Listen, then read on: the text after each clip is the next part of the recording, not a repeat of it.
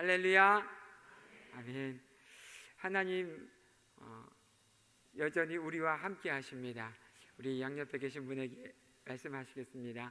하나님은 변함없이 당신과 함께 하십니다. 변함없이 당신과 함께 하십니다.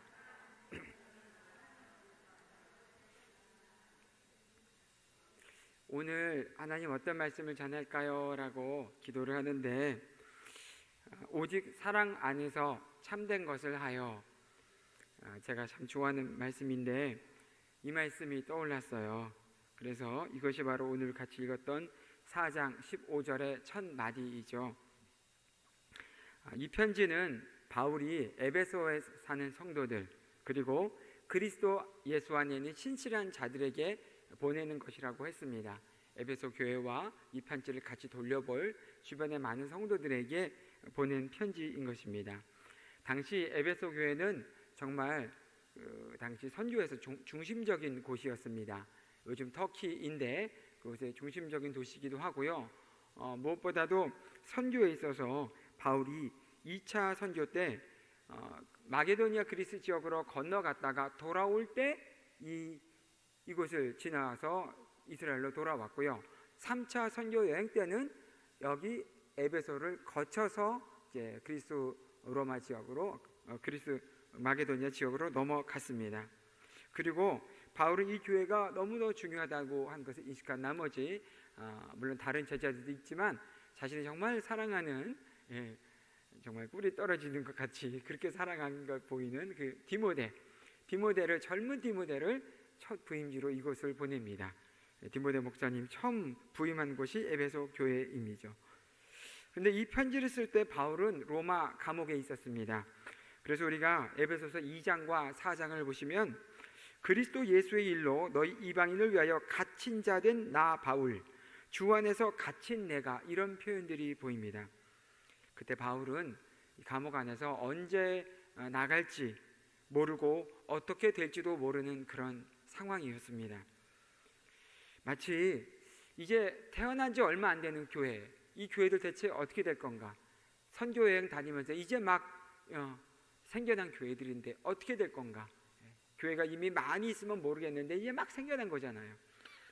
그걸 생각한다면 마치 그 감옥 속에서 애를 낳은 엄마 같은, 감옥 바깥에서 애를 낳았는데 이제 죄가 들켜가지고 감옥 안에 갇히게 되는 그 엄마, 그러면 애를 볼 수가 없잖아요. 그 엄마가 얼마나 애가 탈까요?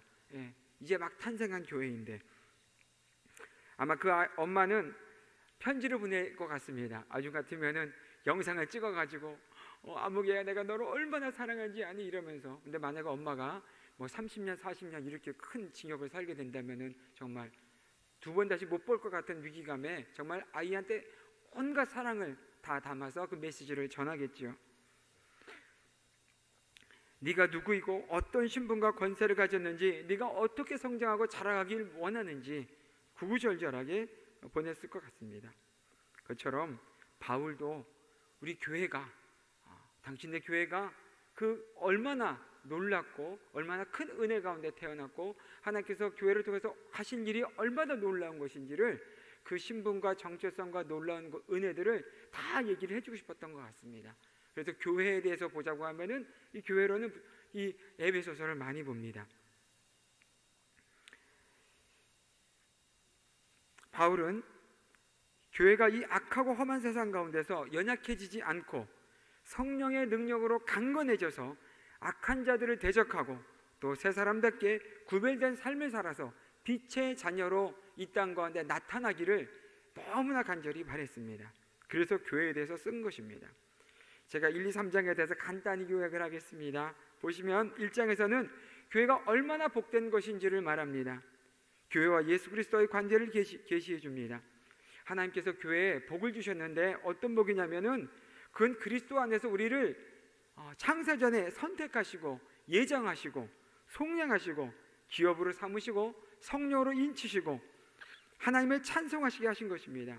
뿐만 아니라 교회를 머리 대신 그리스도의 몸으로 삼아주셨기에 교회는 그리스도와 함께 만물 위에서 만물을 다스리며 만물을 충만하게 하시는 그분의 충만함이라고 전해주었습니다. 2장에서는 교회의 탄생 과정과 그 목적에 대해서 말을 하고 있습니다. 교회는 허물과 죄로 죽었던 진노의 자녀들이었는데 우리가 그것을 그리스도와 함께 살리셔서 그리스도 안에서 함께 하늘에 앉히신 그런 은혜를 우리가 받았다는 것입니다. 그렇게 우리가 새롭게 태어난 것, 중생한 것이 바로 무엇 때문이냐? 선한 일을 위해서 지으심을 받은 것이다. 그래서 우리가 건물이 지어져 가는 것처럼 성령 안에서 하나님이 거하실 처소가 되기 위해서 그리스도 안에서 우리가 지금 함께 지어져 가고 있다라고 전하고 있습니다. 그리고 3장에서는 교회와 성령의 관계, 성령이 교회 안에서 하시는 일들을 말합니다. 교회가 바로 하늘과 땅에 있는 전 우주적인 하나님의 가족이라는 것, 그리고 성령께서 그 교회 안에서 역사하셔서 성도들의 속사람을 강건하게 해주시고 그리스도의 사랑을 알고 깨닫게 하셔서 하나님이 원하는 그 수준까지, 예수 그리스도의 수준까지 충만하게 해주심을 말하고 있습니다. 그리고 오늘 우리가 읽은 4장에서는 그렇다면 교회가 어떻게 연결되어 하나 되어 갈 수 있는가, 점점 이제 구체화되고 점점 더 집중되어 가고 느낄 수 있을 겁니다. 그렇게 한 몸이 된 교회가 어떻게 또한 성장할 수 있는지 그 비밀을 알려줍니다. 오늘 주의 말씀을 들을 때 저와 여러분이 이 교회의 한 몸됨의 비밀을 깨닫고 순종함으로 하나님이 원하시는 원형 그대로의 모습으로 우리 서울 순복음교회가 아름답게 성장하고 세워지기를 예수님의 이름으로 축원합니다. 자, 4장 1절부터 6절까지 먼저 보시면은 부르심을 받은 우리가 지금은 보면은 각자이고 별개인 것 같지만 실은 하나인 것을 말씀하고 계십니다. 우리 4장 1절을 한번 볼까요? 4장 1절 한번 읽어보시겠습니다. 시작.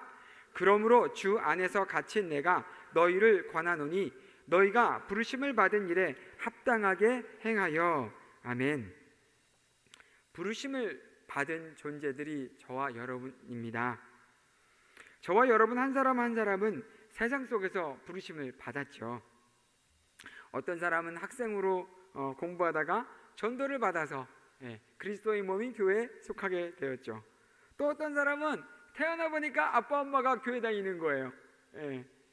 막 기어 다니고 교회에서 놀러 다니고 전부 다 교회 안에서 살면서 자연스럽게 어려서부터 그 몸에 속하게 되었고, 또 어떤 분은 나이가 많이 드셨는데 친구가 하도 한번 와보라 통사정을 해가지고 전도 축제 왔다가 그러다가 말씀 듣고 교회에 속하기도 됩니다. 이렇게 우리가 교회로서 모이게 된 것은 우리의 이해관계에 맞아서가나 아니면 취미가 같거나 일하는 분야가 맞아서가 아닙니다. 세상 사람들은 그게 맞아야 모이죠. 뭔가 맞아야 모입니다. 하지만 교회는 다릅니다. 여러분 주변에 있는 어떤 교회를 다 보십시오. 그런 교회 없습니다. 이해관계가 맞고 취미 맞고 직업이 같아서 모인 그런 교회 거의 없습니다.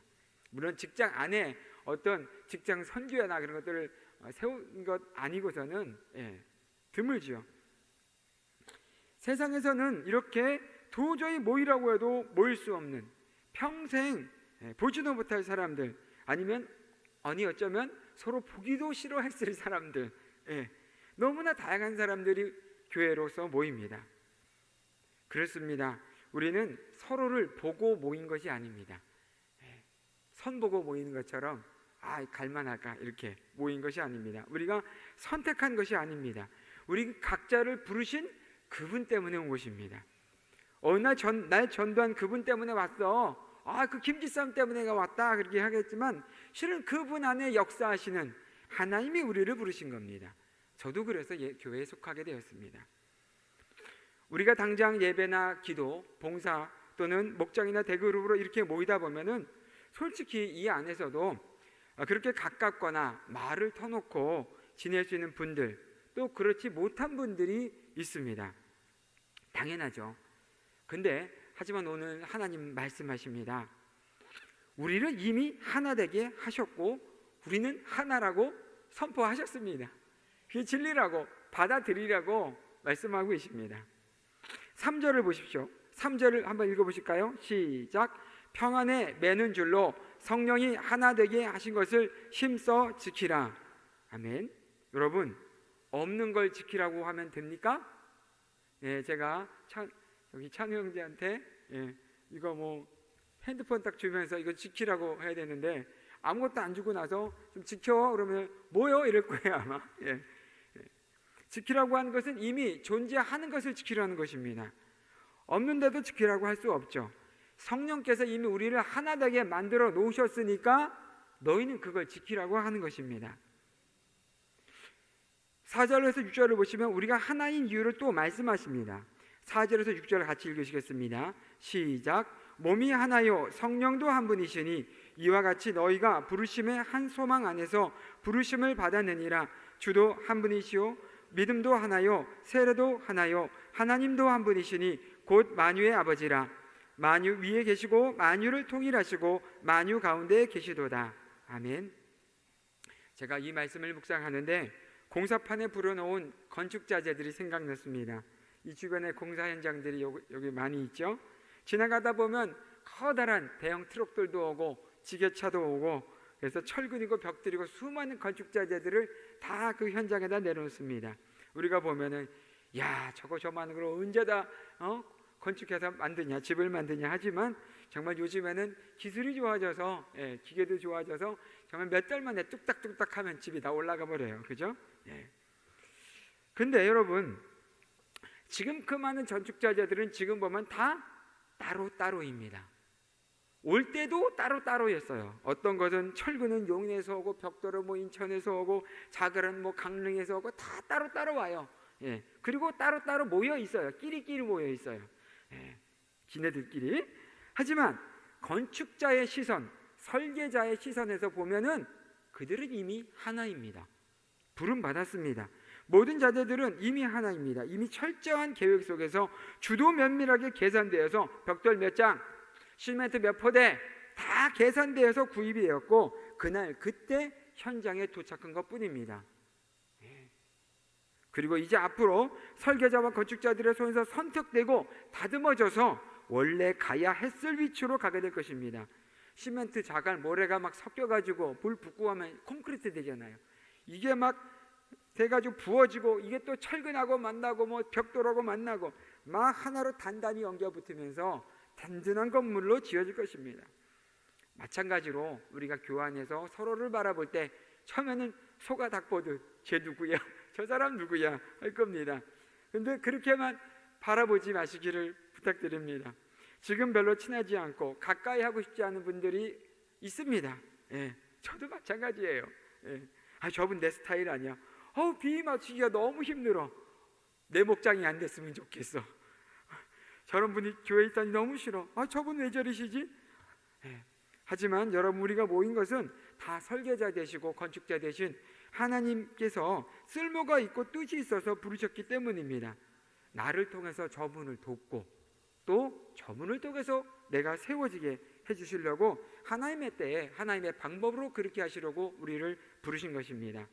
지금 당장 내 감정, 기분, 생각, 경험으로는 도저히 가까울 수가 없고 가까워지고 싶지 않은 분이라 할지라도 성경은 분명히 말합니다.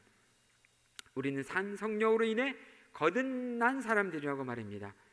나도 저분도 오직 한 분 예수 그리스도를 믿어서 믿음으로 구원을 받았습니다. 내가 믿는 예수와 저분이 믿는 예수가 다른 예수가 아니죠.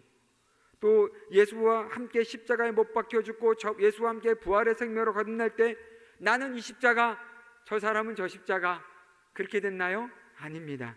오직 한 분 예수 그리스도와 함께 죽고 함께 거듭난 것입니다. 한 세례를 받은 것입니다. 그리고 우리의 주인도 한 분이십니다. 만유 곧 세상에 존재하고 있는 모든 것이 하나님 한 분으로 인해 생겨났습니다.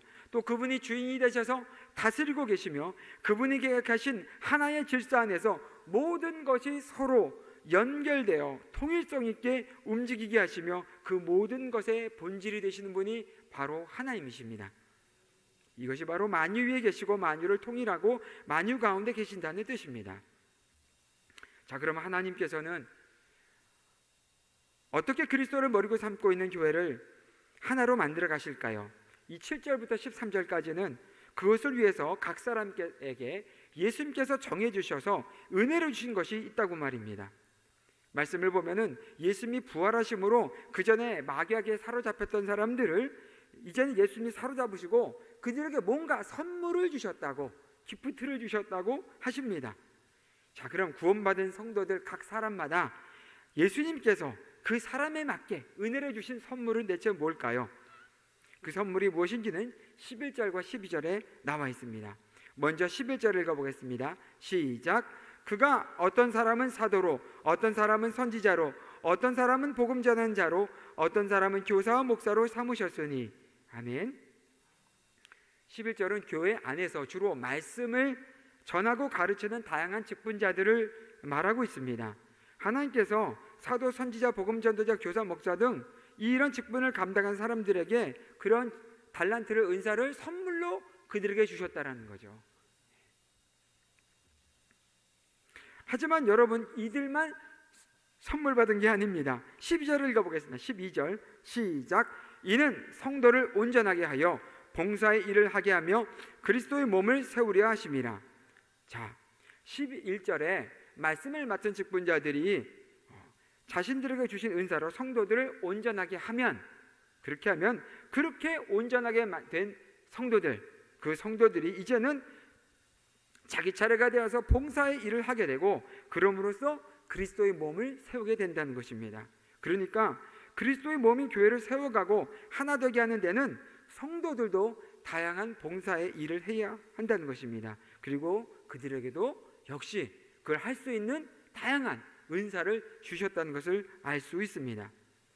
그렇다면 이 선물들은 교회를 세워갈 수 있도록 하나님께서 각 사람에게 나누신 모든 은사, 재능, 달란트라고 할 수 있습니다. 좀 더 확대된다면 상대방이 그 선물인 거예요. 나한테는 어느 집사님이, 목사님이 다 선물인 거예요. 그분들 안에 다 선물이 있는 거예요. 지금 당장은 거추장스럽고 지금 당장은 만나기 껄끄럽지만 실은 포장지가 좀 이상할 뿐이지, 나한테 이상해 보일 뿐이지 그 안에 선물이 다 있는 거예요. 나를 온전하게 만들, 또 나도 누군가에게 선물이 될 수 있는 것이죠. 근데 여기서 우리가 봐야 될 것은, 중요한 것은 봉사의 일이 먼저가 아니라는 것입니다. 온전하게 되는 것이 우선이라는 점입니다. 세상에서는 어떤 일을 하고 업적을 이루고 얼마나 성과를 내었는지를 중시합니다. 그러다 보니 교회 안에서도 어쩌다 하다 보면 업적이나 성과에 치중하기 쉽습니다. 그러나 그리스도의 몸인 교회 안에서는 그러한 일을 하기 위해서라도 먼저 온전하게 되는 것이 필요하다고 합니다. 우리 몸에 이 손목 하나만 딱 삐끗해도 우린 그 손목이 회복되기를 바라며 온 신경을 씁니다. 오른손 이 손목 삐끗하면 왼손으로 다 하려고 그러죠, 그죠? 다른 손으로 일을 하고 이 손에는 일을 시키지 않습니다. 왜 그럽니까? 회복이 우선이니까요. 그리고 다 연결되어 있기 때문이죠. 온전하게에 해당하는 헬라어 카타르티조, 이 말은 완전하게 하다, 완전히 완성하다, 수리하다, 조정하다, 맞추다, 준비하다, 회복하다, 완전하게 공급해주다, 뜻이 많네요. 지금 종합해서 말씀드리다 보면은 전에는 제 기능, 제 역할을 할 수 없었던 그것을 수리하고 조정하고 맞추고 필요한 것도 채워줘서 이제는 그 일을 넉넉히 해낼 수 있는 건강한 상태로, 능력 있는 상태로 회복시켜주는 것을 말합니다. 교회는 이런 회복의 공동체입니다. 13절은 이런 회복과 성장이 잘 이루어졌을 때의 그 이상적인 모습, 비전을 보여줍니다. 바로 우리 모든 사람들이 하나님의 아들이신 예수 그리스도를 믿고 그분을 아는 것에서 일치를 이루어서 그 성숙함의 정도가 바로 예수님 같이 되는 것이라고 말해주고 있습니다. 그래서 그렇게 성장하게 되면 14절에 나온 것처럼 더 이상 바람과 파도에 흔들리는 것처럼 사람의 속임수와 간사한 유혹에 빠져 방황하거나 흔들리지 않게 될 것입니다. 그렇다면 어떻게 하면 우리가 온전하게 될 수 있을까요? 어떻게 하면 예수 그리스도의 장성한 분량에 이르기까지 성장할 수 있을까요? 이와 관련된 핵심 구절이 바로 오늘 15절입니다. 다시 한번 읽겠습니다. 시작. 오직 사랑 안에서 참된 것을 하여 범사에 그에게까지 자랄지라. 그는 머리니 곧 그리스도라. 사랑 안에서 참된 것을 한다는 것은 무엇일까요? 개역 한글의 개역 개정에서는 참된 것을 하로 번역을 했는데 정확한 번역은 참된 것을 말한다 쪽이 좀 더 낫습니다. 헬라어로 알려져 있는데 거짓이 아닌 참된 것을 말한다, 진리를 말한다는 것입니다. 또 더 나아가서 참된 생활을 한다, 진리대로 말씀대로 생활을 한다, 이런 뜻까지도 됩니다. 세 번째 것은 그래서 우리는 사랑으로 진리를 말하고 살면서 모든 면에서 자라나서 머리가 되시는 그리스도에게까지 다다라야 합니다라고 되어 있습니다. 이 말씀을 보면 두 가지가 충족되어야 됩니다. 첫 번째, 사랑 안에서 사랑으로 해야 됩니다. 또한 두 번째, 참된 것, 진실, 진리를 말하고 행동해야 됩니다. 사랑한다면서 상대방에게 거짓말하거나 말씀대로 대하지 않으면 안 됩니다. 또 반대로 진실을 말하고 진리를 전해준다고 하면서 사랑 없이 말하고 한다면 그것도 아니라는 것입니다. 이 둘 간의 균형이 너무나 중요합니다. 저희 가정에 있었던 두 가지 사건을 통해 말씀드리고 싶습니다. 얼마 전에 종윤이한테 연락이 왔습니다. 좀 침울한 목소리였습니다. 알고 보니까 친구들하고 맥주를 마셨대요. 근데 그것이 학교에 알려지게 되어서 징계를 받을 수 있게 됐다는 것이었습니다. 미국은 마리화나 같은 마약보다도 술을 더 위험하게 얘기하고 있습니다. 왜냐하면 당장 타인에게 피해를 끼치기 때문이죠. 그래서 나이가 많든 적든 신분증 있어야 술 살 수 있습니다. 모든 주에서 만 21살, 우리나라 22살 이상이 되어야 술을 마실 수 있습니다. 우리나라보다 2년이 더 많죠. 그네는 아직 연령이 되지 않았는데 또 친구들이 마신다고 그냥 따라 마셨던 거고, 그리고 아이 말로는 자기로는 뭐 전국에서 3분의 1은 마셨을 거다라고 말을 합니다. 자, 근데 학교에서는 아이들에게 맥주 마신 사람 스스로 고백을 하라고 기회를 주었습니다. 그때 큰 고민이 되었던 겁니다. 그래서 아이가 여기서 고백했을 때 이 장학금 많이 받고 있었는데 이거 못 받는 건 물론이고 불명예스러운 기록이 남을까 걱정을 했습니다. 하지만 그렇다 하더라도 내가 양심을 깨끗하게 하고 싶다고 말을 했습니다. 아내가 저보다 그 얘기를 먼저 들었었는데, 종인아, 네가 지금까지 네 삶을 돌아봐. 네가 항상 죄를 자백하고 회개했을 때 하나님 널 항상 깨끗하게 하시고 축복해 주셨지 않니? 그걸 기억하라고 격려해 주셨습니다. 사람의 행위가 여호와를 기쁘시게 하면 그 사람의 원수라도 그로 더불어 화목하게 해주신다는 그 말씀을 가지고 네가 전심으로 하나님 앞에 회개하고 자백하면 교수님한테도 너희가 은혜를 받을 거다라고 얘기해 주었습니다. 종인이 그 말을 듣고 바로 찾아가서 교수님께 고백을 했습니다. 그리고 교수님도 종인에게 용기를 칭찬해 줬죠. 근데 막상 보니까 고백한 애들이 많지 않다라는 거예요. 쟤도 마셨는데 용기가 없었던 친구들이 있었나 봅니다. 그리고 자기한테 이제 정학 같은 처분이 내려지고 그것이 학적부에 남게 될까봐, 장학금 받는데도 불이익이 생길까봐 마음이 싱숭생숭해졌습니다. 아내는 아이를 계속해서 격려해줬습니다. 종인아, 난 네가 자랑스럽다 얘기해줬는데, 아유 뭐 자랑스럽게 뭐가 자랑스러워. 죄 짓고 고백한 건데. 저도 종인을 격려해주고 가족이 함께 기도했습니다.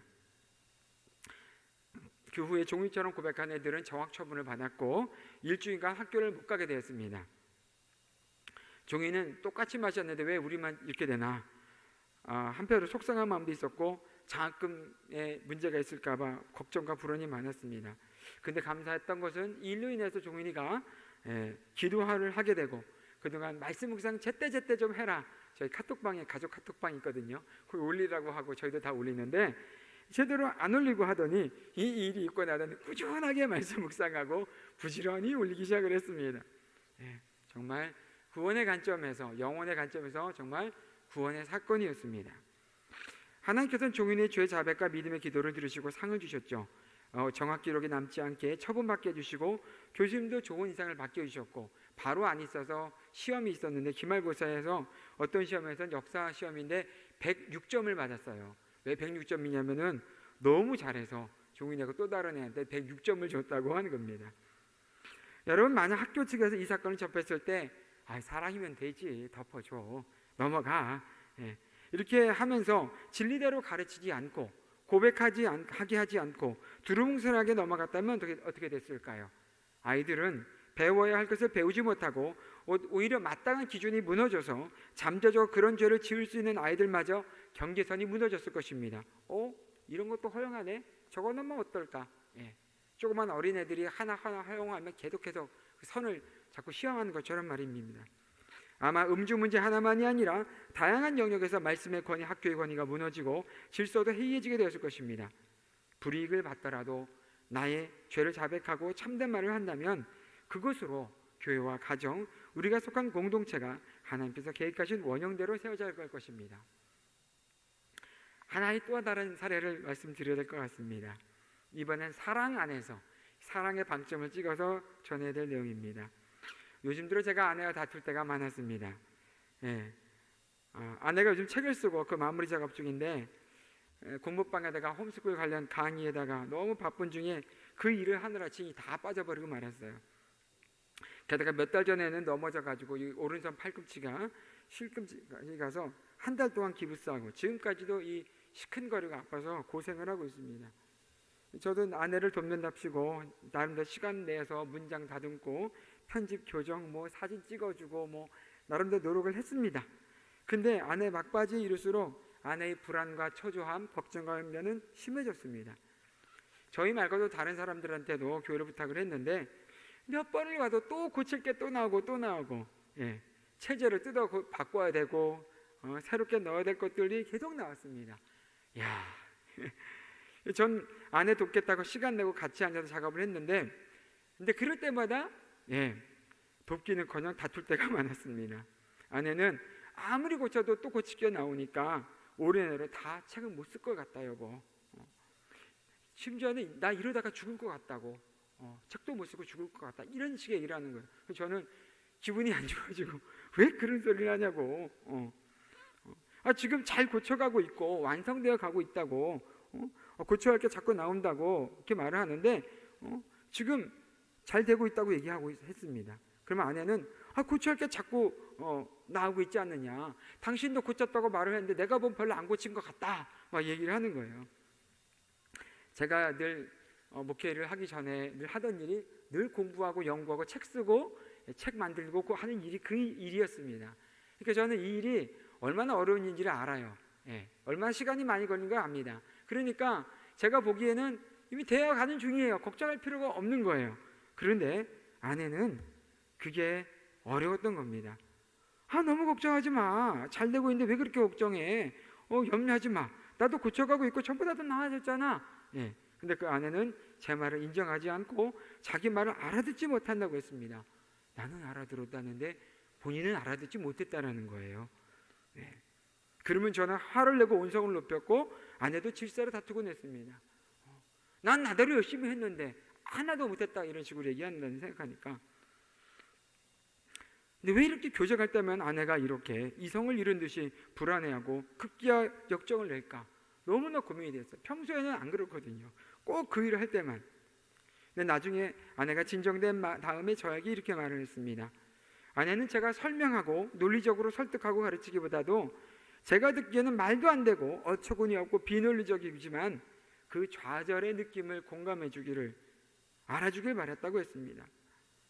또 고쳐야 될 게 있다고 하니까 너무 끝이 없다고 여겨져서 좌절이 되는구나, 못 맞힐까 봐 걱정되는구나, 두렵구나. 내 이성으로는 받아들이지 않는다 하더라도 아내가 한 말을 제가 반영을 해주면서 그렇다는 거구나라고 그렇게라도, 아니면 차라리 그냥 힘들더라도 말을 안 하고 가만히만 있었기만 해주기를 바랬다는 것이었습니다. 그리고 돕는다는 것들도 제가 생각하기에 이거 하면 좋겠지라고 하는 것이 아니라 아내가 원하는 것을 원하는 대로 원하는 때에 해주기를 바라는 것이 아내가 원하는 것이었습니다. 그게 정답이었습니다. 아내는 제가 한 말이 옳지만 사랑이 없는 말이었다고 했습니다. 제가 아내 앞에서 막 씩씩대고 있다가 서재에 들어와서 아내가 쓴 책 원고를 보는데 구절구절이 옳은 말이었습니다. 특별히 남편에 대한 말들이 많이 있었습니다. 반영적 경청, 감정의 홍수 이론이라고 해서 상대방이 막 이렇게 막 흘러넘치고 막 이렇게 막 이럴 때는 잠잠하게 기다렸다가 나중에 참잠해졌을 때 그때 얘기를 해주라는 그런 얘기. 또 무엇보다도 오늘 에베소서 5장 25절 말씀해 보면은 남편들은 아내 살아가기를 그리스도께서 교회를 사랑하시고 그 교회를 위하여 자신을 주심같이 하라. 이 말씀이 다가왔습니다. 예. 물론 제 안에서도 억울하고 분노가 일어나오죠. 자기는 나한테 그렇게 함부로 해도 되고 나는 억울하고 짜증나면 난 자기한테 말 못해? 이런 생각이 나옵니다. 근데 주님은 제게 큰 소리 없이 잠잠하게 그것들을 볼 때 당신의 아픔과 당신이 겪어야 하셨던, 저 때문에 겪으셔야 했던 아픔과 고통을 떠오르게 해주셨습니다. 당신은 그토록 사랑했던 사람들에게 배신과 저주와 미움을 받고 욕먹고 버림받고 급기야 채찍질 당하고 십자가에 못 박히고 가장 저주스러운 형벌을 받아가면서도 한마디도 그들을 저주하거나 미워하거나 원망하지 않으셨습니다. 그리고 저도 그들 안에서 예수님을 공격하던, 거칠게 공격하던 죄인 중에 한 파거리였습니다. 예수님의 말씀이 떠올랐습니다. 아내의 말이 떠올랐습니다. 그 순간에 네가 한 번 죽으면 안 되니? 그 순간에 그냥 죽으면 안 돼? 내 권리, 내 기대, 내 계획, 내 성격, 결국 내가 죽으면 되는데 바득바득 내가 살았다고, 내가 옳다고 내세우는 제 모습을 보게 하셨습니다. 그러면서 이 말씀을 전하면서 그 생각이 들었습니다. 사랑 안에서만 참된 것을 말할 수 있구나. 사랑 안에서만 참된 것이 전해질 수 있구나. 아니, 사랑 없이는 참된 것을 말할 수가 없다. 불가능하구나. 참된 것이 참된 게 아닌 거죠. 오늘 말씀을 준비하면서 정말 제 안에 너무나 부족한 것을 다시 보게 하셨고, 정말 제게도 복음이 필요하다는 걸 다시 깨닫게 하셨고, 그래서 하나님 앞에 기도를 했습니다. 그리고 오늘 이 앞에 여러분들에게 전하게 되었습니다. 맺겠습니다. 시간이 좀 지나서요. 여러분이가 기도할 교회는 하나님께서 부르신 곳입니다. 우리가 선택해서 오지 않았습니다. 요즘 사람들은 많이 선택해서 가려고 합니다. 이 교회 좋을까? 저 목장이 좋을까? 저기로 가게 해주세요. 다 우리가 선택을 하려고 합니다. 하지만 여러분, 하나님께서 부르시면은 하나님의 계획과 뜻이 있습니다. 나의 생각과 나의 안목을 넘어서 있습니다. 상대방 내 눈에 보이기에는 거추스럽고 이상하게 생겼고 그 성격과 표정 이런 것들이 나에게는 너무 아닌 것 같지만 그 아닌 것 같은 포장 안에 하나님이 나를 위해 예비해 놓으신 놀라운 선물들이 있습니다. 그리고 내 안에 그분을 위한 선물이 있습니다. 하나님이 우리 하나라고 바라보시고 그렇게 만들어가고 빚어가고 계십니다. 그런 하나님의 시선으로 서로를 바라보기 바랍니다. 그리고 또한 그런 섬김의 은사와 달란트가 서로에게 주어진 것을 기억을 하고 또 그것을 제대로 발휘하기 위해서는 회복이 필요합니다. 온전하게 되는 회복의 과정, 그리고 회복의 과정, 나도 공사 중, 너도 공사 중, 목사님도 공사 중, 평신도도 다 공사 중입니다. 네, 그것을 기억을 하고 정말 참된 것을 말하되 사랑 안에서 말하도록, 또 그냥 무조건 덮어주지 말고 참된 것을 아프더라도 말을 할 수 있도록 그런 저희가 되기를 예수님의 이름으로 축원합니다. 기도하시겠습니다. 하나님 아버지, 감사합니다. 오늘 하나님께서 교회의 비밀에 대해서 알려주셔서 감사드립니다. 하나님, 저희를 부르신 그 부르심이 주님 온전하고 놀라운 것을 믿고 바라봅니다. 지금 저희 눈에 다 보이지 않더라도 하나님께 그 놀라운 설계도가 있는 것을 믿고 바라봅니다. 하나님, 그렇게 서로를 바라볼 수 있도록 위대하신 하나님의 손 안에 있는 그런 내 자신과 위대하신 건축자의 손 안에 있는 상대방으로 서로를 바라보게 도와주시고 주님, 기대할 수 있도록 하나님 저희들을 도와주시기 원합니다. 그리고 서로가 그렇게 아름다운 그런 사람으로 공동체로 지어져 갈 수 있도록 주님, 사랑 안에서 참된 것을 말하고 서로를 세워져가는 그런 우리가 되기 원합니다. 도와주시옵소서. 예수님의 이름으로 기도합니다. 아멘.